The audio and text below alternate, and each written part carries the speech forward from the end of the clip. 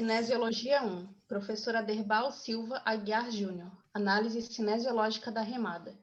Acadêmicos Ana Júlia da Silva, Bruna Trindade, Jordana Barcelos, Caroline Martins e Laura Leitão. Na história da civilização, encontramos citações que documentam o papel do remo nas formas mais estruturadas de navegação e transporte, com grande importância no comércio e nas guerras. O remo competitivo entre equipes organizadas é um dos mais antigos e tradicionais esportes. No século XIII, um festival realizado em Veneza, na Itália, chamada Regata, passou a realizar competições com barcos, entre outras modalidades, sendo que até hoje as competições de remo são chamadas de regata, que foram desenvolvidas na Inglaterra a partir do século XVIII. A partir daí, o remo passou a tornar-se extremamente popular, seja como um esporte amador ou profissional. O remo no Brasil. O remo gaúcho é geralmente considerado o pioneiro do Brasil. A introdução do esporte no estado deveu-se à iniciativa da colonização germânica. Isso ocorreu no ano de 1888, no Rio Grande do Sul. A partir dessa base histórica, o remo evoluiu e pode, na atualidade, ser praticado tanto no esporte como no exercício de academia. O remo no esporte ele vai exigir do praticante velocidade, força, resistência e esforço, da região do peitoral, do abdômen, do quadríceps, da panturrilha e do deltoide. O atleta ele vai utilizar os braços para movimentar o remo e fazer o barco fluir com rapidez em rios, lagoas ou no mar. O atleta ele vai então se acomodar em um barco estreito com um banco móvel e de costas para a meta. Já na academia, o exercício da remada ele vai depender do equipamento disponível.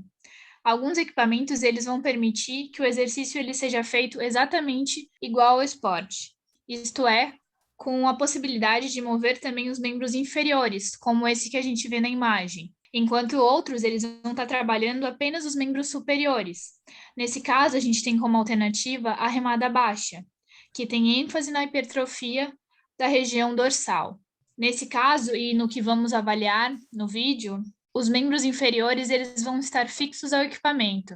A gente também vai conseguir avaliar a posição do antebraço através das diferentes pegadas, a pegada neutra, supinada e pronada. Bom, vamos iniciar a análise do movimento no plano sagital, do qual é paralelo à sutura sagital do crânio e divide o corpo em direita e esquerda. São 3 os movimentos primários desse plano: o de extensão, flexão e hiperextensão, além, é claro, de casos especiais.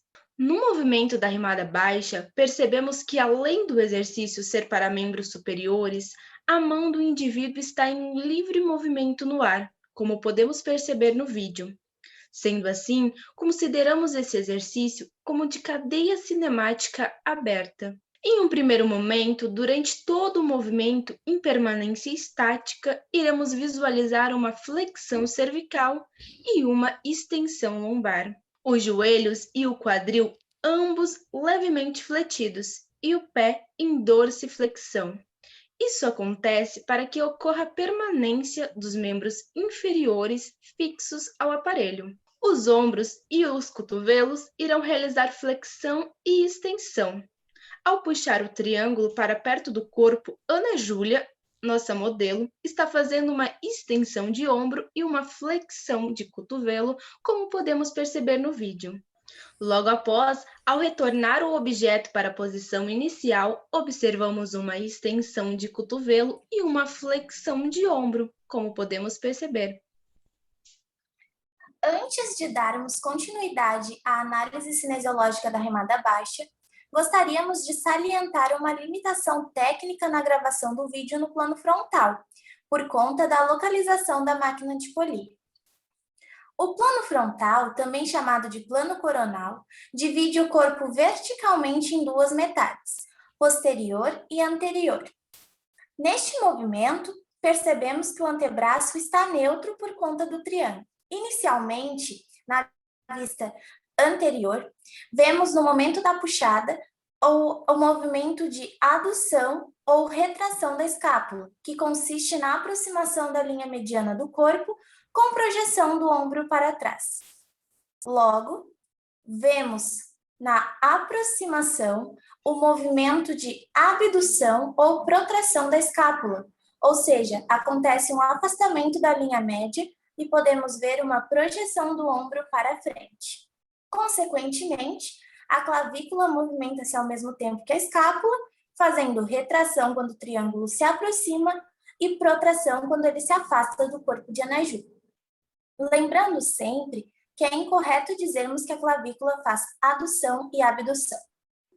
Agora, podemos visualizar os mesmos movimentos da escápula e da clavícula, mas na vista posterior do plano frontal. Quando Ana Júlia puxa o triângulo para perto do seu corpo, temos um movimento de retração da escápula e da clavícula.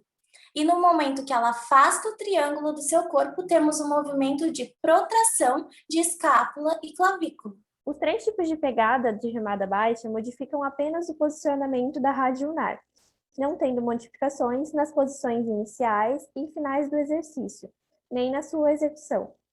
Essas variações de pegadas têm se mostrado comum dentro dos planejamentos dos treinos de forças na academia. Na pegada pronada, podemos observar um desvio ulnar.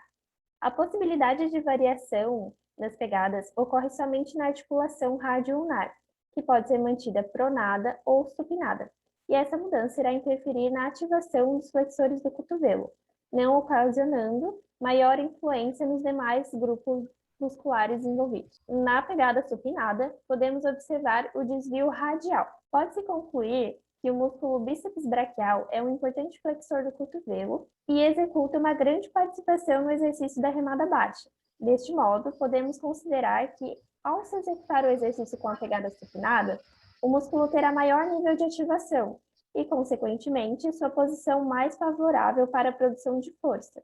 Os músculos-alvo neste exercício são o latíssimo do dorso, deltoide espinal, os retratores da escápula, extensores espinhais e bíceps braquial.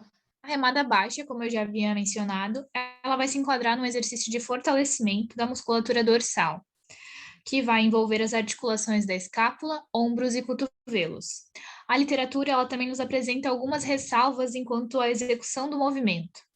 Os autores eles alertam que a coluna ela não deve ser usada no início do movimento. No entanto, isso acaba sendo um erro bem comum da execução na academia, que é projetar o corpo para frente na hora de executar o movimento. Nesse caso, o esforço ele pode causar dores ou até mesmo uma lesão da região lombar. Essas foram as nossas referências. Muito obrigada.